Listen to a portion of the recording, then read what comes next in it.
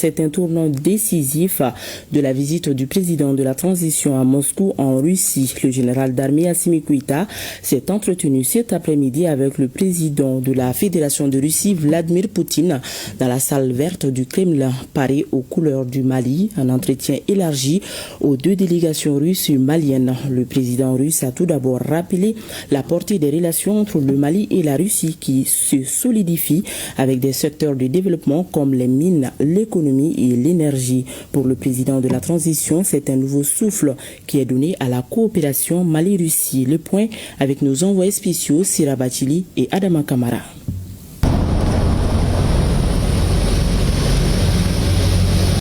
L'empreinte de solennité russe au Mali, c'est l'expression d'une marque de considération de deux nations qui se reconnaissent dans une coopération de vision commune avec une gouvernance axée sur des principes de souveraineté. Le président de la transition, le général d'armée Assimi Goïta, vient à la rencontre du président Vladimir Poutine comme souhaité par le Kremlin pour un échange direct avec le désormais partenaire stratégique du Mali.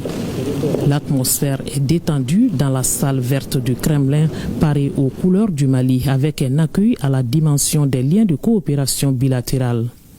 L'instant est historique. Vladimir Poutine et Assimi Goïta, main dans la main, c'est l'image d'une puissance mondiale et celle d'une Afrique qui se réveille, prenant la direction de sa pleine souveraineté dans ses prises de décision et ses choix de partenariat. La bienvenue souhaitée, le président de la Fédération de Russie, Vladimir Poutine, rappelle la coopération historique de plus de 60 ans qui lie le Mali à la Russie. Elle est juste revue et adaptée au contexte actuel. Cette visite officielle du président Goïta est qualifiée de grande portée au Kremlin. Nos deux pays, pendant beaucoup d'années, ont des relations très bonnes, les relations de l'amitié. Nous avons établi les relations diplomatiques il y a 65 ans. Et pendant toutes ces années, nous avons continué la coopération. La Russie a préparé plus de 10 000 de spécialistes pour votre pays. Et je dois dire que ce travail humanitaire continue même aujourd'hui. Bien sûr, aujourd'hui, le monde est en échange permanent. Nous continuons les relations dans tous les domaines. Malheureusement, le chiffre d'affaires maintenant est assez modéré, mais il a une bonne tendance vers la croissance et en plus, il y a de bonnes directions pour la coopération comme l'exploration minière, l'exploitation des ressources naturelles, l'énergie, la logistique et bien sûr le domaine humanitaire que j'ai déjà mentionné. Nous avons de bonnes relations entre les gouvernements.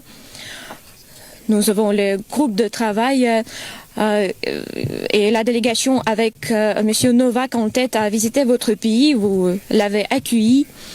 Nous construisons les relations entre les parlements, entre le ministère des Affaires étrangères. Aujourd'hui, nous signons quelques documents, 3 documents, qui vont renforcer la base normative de nos relations. Distingué Monsieur le Président, nous sommes très ravis de vous voir. Et je suis sûre que l'entretien d'aujourd'hui, les négociations d'aujourd'hui seront utiles pour le développement de nos relations. Le président de la transition, le général d'armée Assimi Goïta, dit être sur les traces du président Modibo Keïta et juge cette coopération fructueuse pour le Mali. L'accent est désormais mis sur 3 secteurs clés.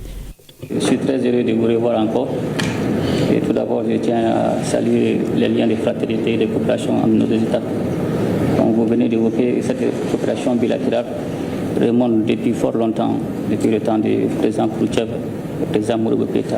Le domaine de coopération touche plusieurs domaines, notamment la défense et la sécurité, les transports, l'économie, l'agriculture, l'énergie et les mines. Aujourd'hui, force est de reconnaître effectivement qu'avec la coopération avec la Russie, aujourd'hui, notamment sur le plan de défense et de sécurité, le Mali a pu recouvrir l'entièreté de son territoire. Et cela montre la fiabilité et l'efficacité de la coopération avec la Fédération de Russie. Et je suis convaincu que cette visite officielle sera l'occasion davantage de renforcer nos liens de coopération. Après les échanges de points de vue des deux chefs d'État, les délégations maliennes et russes ont passé en revue les secteurs à redéfinir avec de nouveaux axes de coopération sur le développement de l'énergie nucléaire ou encore la coopération commerciale, économique et scientifique. Une mise au point faite devant les deux chefs d'État. Et pour concrétiser tout cela, une commission intergouvernementale sera créée.